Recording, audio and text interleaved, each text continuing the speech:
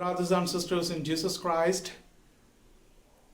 the entire Catholic world is celebrating again in silence the Divine Mercy Sunday.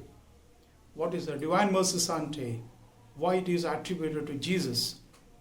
It's just because it's well in tune with the name of Jesus, because of his attitude and also his activities, his approach towards the people and other animals in the world. He was so kind, so merciful and compassionate to the people he met during his ministries.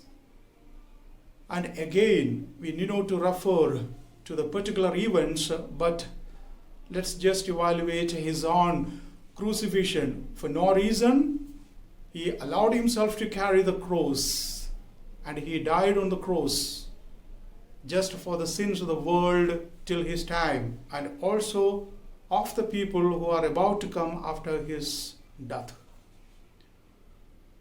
And we can find no other person in the world who sacrificed himself for the people for no cause of his own or her own.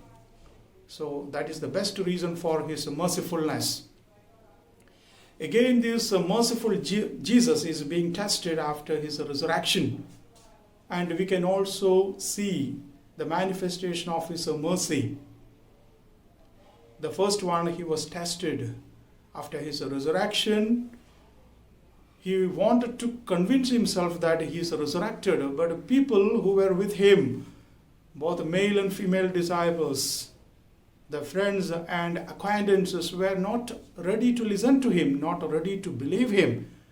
The first one considered him as a gardener.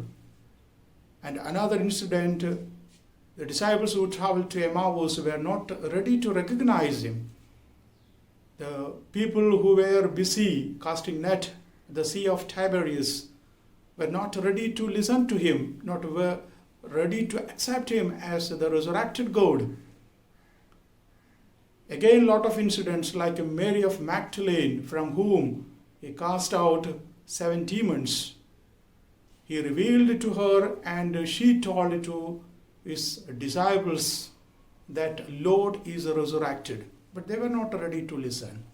And finally, in today's gospel, we see again very heart-penetrating incident. See, 12 disciples and one among them betrayed Jesus, and another 11 is left. When Jesus appeared this time, Thomas, who was called twin, was not with them. And what he said was a much greater demand. Until I see Jesus and put my fingers into his nail holes, I'm not going to believe. It's a big challenge. See, like an ordinary or less than ordinary faithful or followers, he narrowed down himself. And see the situation of a leader or a guru who during his ministries oftentimes were telling, I will undergo this pain and suffering and will rise again.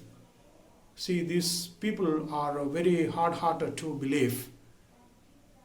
The people means the disciples who were both night and day with him during his life in the concrete world.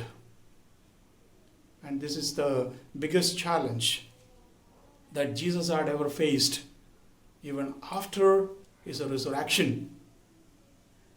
So let us evaluate for ourselves. So do we not also think likewise, especially during this coronavirus situation? It's rising again and again. It's multiplying. At one point of time, as faithful, also we doubted the presence of God, the presence of Jesus.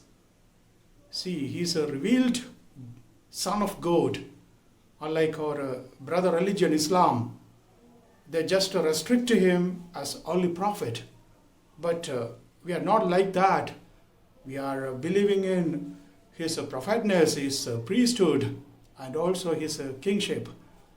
We also believe that these 3 offices are given to him as the only Son of God, the revealed God who came down to the earth.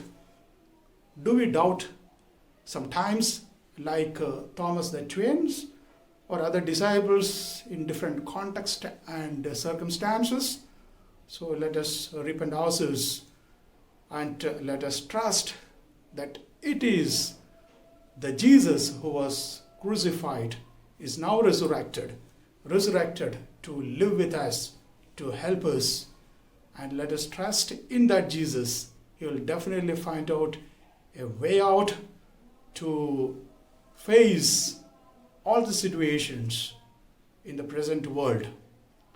Let the merciful divine Jesus bless each one of us. Amen.